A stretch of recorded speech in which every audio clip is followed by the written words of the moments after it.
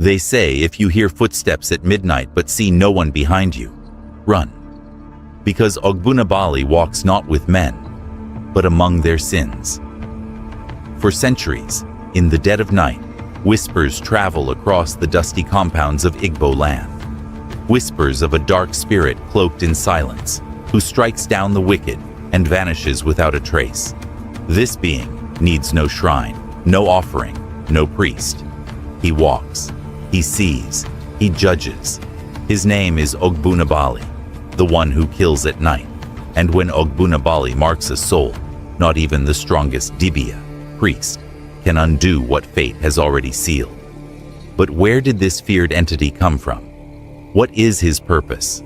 And how does his presence continue to haunt the collective memory of the Igbo people? To understand that, we must go back, long before the missionaries, before the guns and trains, back to the time when every tree had a spirit, and every shadow held a god. So, sit back, because this is African Myths Unveiled.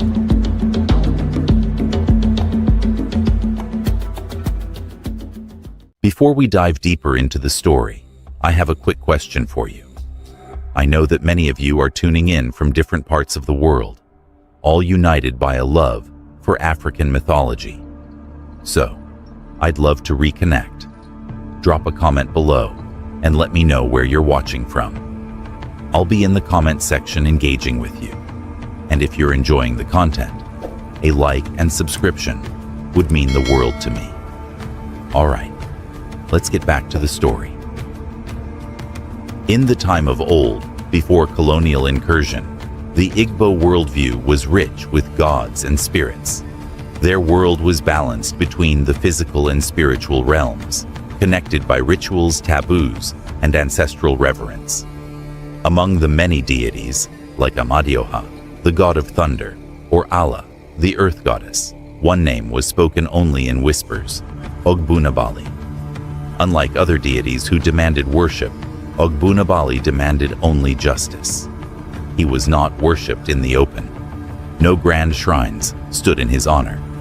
His followers, if you could even call them that, were the shadows themselves. His temple, the silence of midnight, his voice, the chill that climbs your spine. Ogbunabali, in Igbo cosmology, was not evil. He was not a devil. He was balance, retribution, an unseen blade in a world where wrongdoing often hid behind masks of power. It was believed that Ogbunabali emerged from the very fabric of cosmic justice, born from the cries of innocent blood spilled without atonement.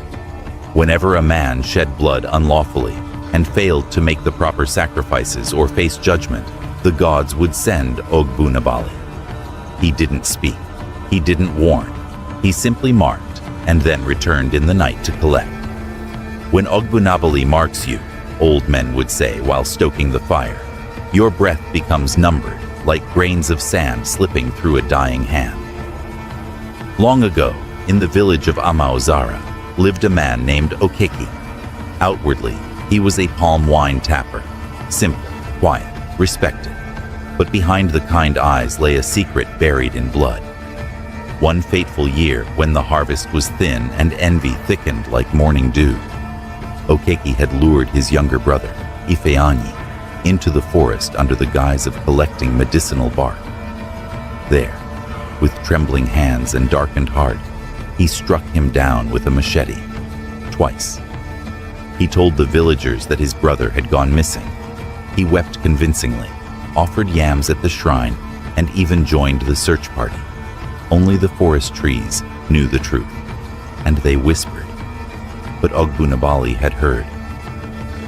That night, Okeke slept soundly, believing his crime buried like his brother's bones. But as midnight crept in, the silence grew too loud. The dogs stopped barking.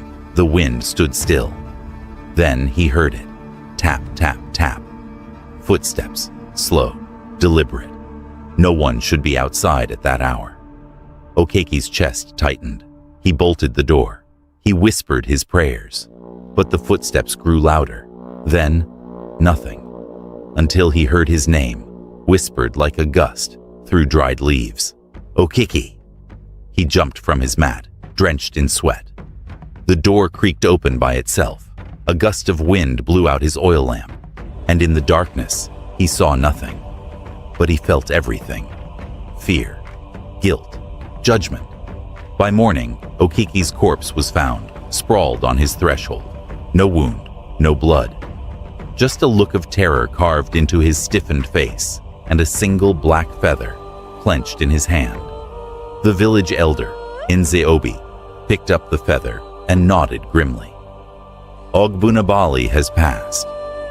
But Okeki's death was only the beginning, because what no one knew was that his crime had awakened something deeper, an ancient vengeance that had been silent for generations.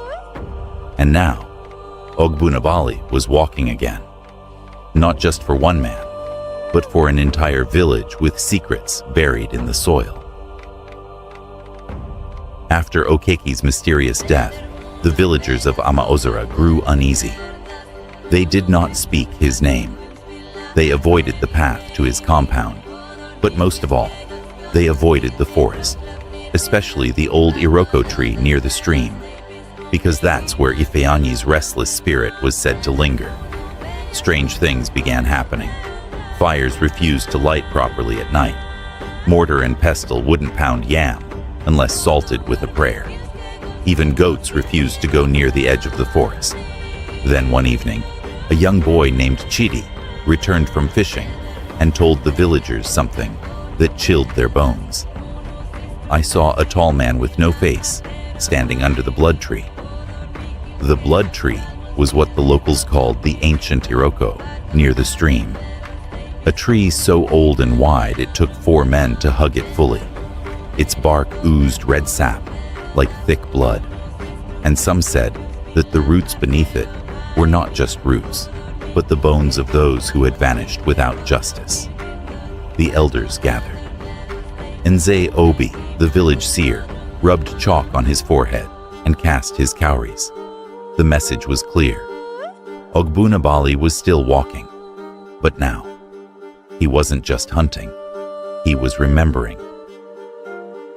You see, Ogbunabali was not just a spirit of random vengeance. He was born from an old betrayal, a long-forgotten tale of a warrior named Ogunna, centuries ago, who was wrongly accused of killing a rival during a land dispute. Stripped of his honor and condemned by jealous chiefs, Ogunna vanished into the forest. But before he died, he swore by the spirits, "Let my bones become the eyes of justice. Let my soul never rest until the wicked sleep with open eyes." Some say the Iroko tree grew where Ogunna's body lay. Others say Chukwu took pity on his soul and transformed him into Ogbunabali, a god who would punish those whose crimes escaped man's reach. And so, every so often, when lies outweighed truth and the innocent cried unheard, Ogbunabali would rise again. 2 moons after Okeki's death, another man fell. This time, it was Obiajulu, the wealthiest yam merchant in Amaozara, found lifeless in his barn, mouth open, eyes wide. No struggle, just that same eerie black feather on his chest. People whispered. Some said it was witchcraft. Others knew better. Obiajulu was rumored to have sent hired charms to eliminate a rival years ago. The rival died of mysterious illness. No one proved it. No one tried, until now. It became clear Ogbunabali wasn't finished. The elders performed midnight sacrifices. They pleaded at ancestral shrines. Drummers played till dawn. But nothing stopped the deaths. And the strange part, it wasn't just old crimes being avenged. It was as if Ogbunabali was peeling back the very soul of the village, layer by layer, unearthing secrets even the earth had tried to forget. One night, a widow named Mama Njideka claimed she saw a shadow crouched on her rooftop, whispering her late husband's name. When the villagers checked, the roof was clean, but her dog had died, lying frozen with its eyes staring into nothing. "He walks above us now," Mamanjidika whispered, "Even the roofs are not safe." With each death, the village drew closer to collapse.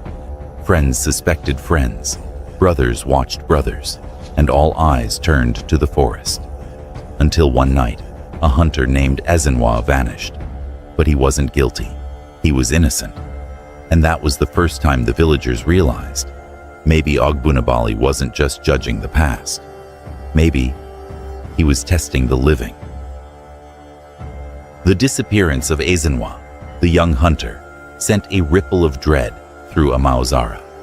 Ezenwa was no murderer. He was a kind-hearted orphan, raised by the village. He shared his meat with elders. He cared for the sick. If Ogbunabali had taken him, then something had changed. Something had gone wrong. Or had it? The village gathered beneath the great Udala tree, murmuring questions like wind in dry grass. Nze Obi, the eldest and wisest, stood before them holding his staff of justice, a smooth piece of sacred wood said to carry the memory of the land. He raised his voice. Ogbunabali does not kill without cause. If Ezenwa is gone, then either we are blind or we are being tested. Silence. Let no one walk the forest tonight. Let the drums remain silent. We must seek understanding, not escape. But Ezenwa was not dead. He awoke in a place between light and shadow, a ghostly version of Amaozara, where the trees whispered in strange tongues and the rivers flowed in reverse. He walked among spirits who did not look at him, but murmured riddles of pain and truth. He was in Ogbunabali's realm, the trial of shadows. A deep voice echoed through the trees, without form or shape. Ezenwa, do you carry blood on your hands? No, he whispered, trembling. Then carry the memory of those who do. From the mist, shadows of the villagers emerged, each bearing a different crime. Okeki, Obiajulu, others whose crimes were never known. But among them stood another figure, Ezenwa's father, a man the village believed had died in war. But here, he stood silently, his face shadowed, holding a machete stained with a past never spoken of. Your father's sins echo in your blood, the voice said. But I am not him, Ezenwa cried. Then show me who you are. At that moment, a red-eyed creature leapt from the shadows, a twisted form of Ogbunabali's wrath. It attacked. Ezenwa ran, stumbled, bled, but he never stopped fighting. Finally, breathless, he fell before the great Iroko tree, the same one that marked the god's origin. He pressed his palm to the bark, and just as the creature lunged again, everything went still. He awoke on the forest floor at dawn, alive.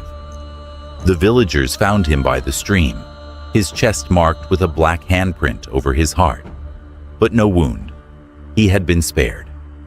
Nze Obi interpreted it. Ogbunabali had tested Ezenwa, not for guilt, but for willingness to face truth. He had entered the realm of judgment and returned. The people now understood. Ogbunabali was not just punishing the past. He was warning the present. Every generation must decide, will they continue the cycle of silence and secrets, or will they cleanse themselves before the god returns again? But that night, as peace seemed to settle, a chilling discovery shattered the calm. A shrine deep in the forest, long abandoned, was found disturbed. Footprints in ash, blood on stone, a carving of Ogbunabali's name scratched in reverse.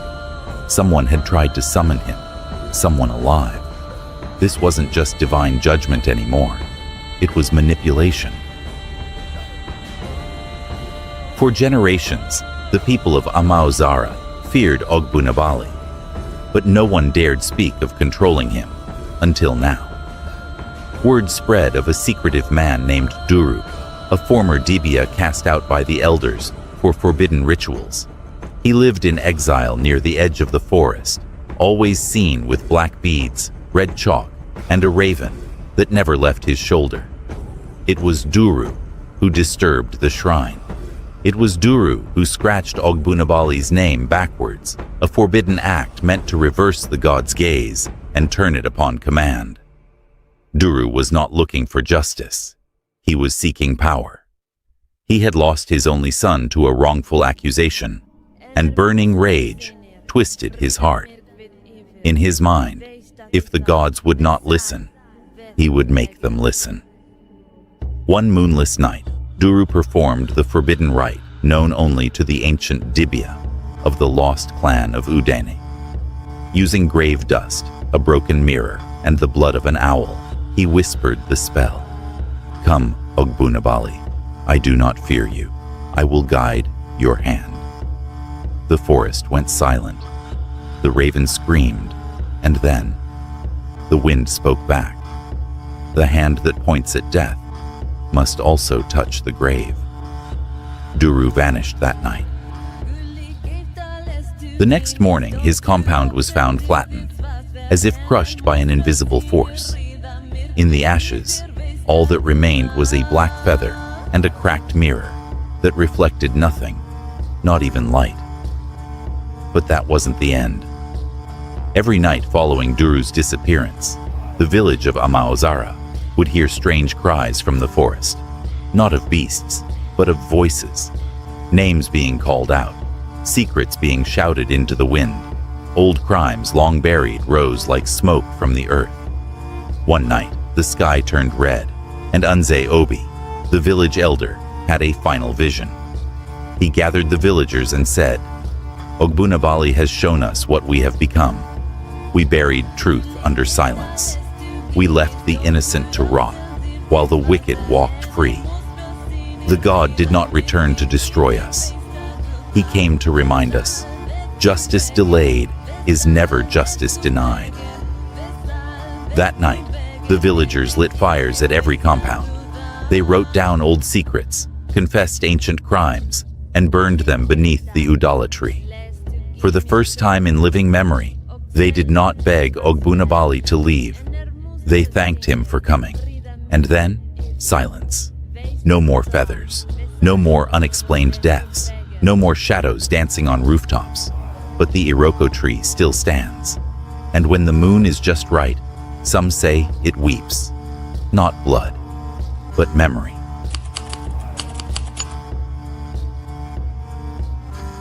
Ogbunabali, the silent god of death, is not just a terrifying figure in Igbo mythology. He is a powerful symbol of justice, especially in societies where the law fails or truth is silenced. His legend teaches that no crime, no matter how deeply buried, escapes the attention of the spiritual world. In many African cultures, particularly in Igbo tradition, justice isn't just a human responsibility. It is cosmic. It's deeply tied to morality, ancestry, and balance. The story of Ogbunabali reminds us that when humans fail to protect the innocent, the gods themselves may intervene. But beware. Divine justice has no favorites. It comes silently, and it walks at night. If this story gave you chills or made you see African mythology in a new light, give this video a thumbs up. Let's keep our culture alive. Drop a comment below and tell me, which African myth should I explore next? And of course, subscribe to the channel for more untold legends, mysterious gods, and ancient stories that still shape who we are today. Until next time, remember, some gods speak, others judge in silence.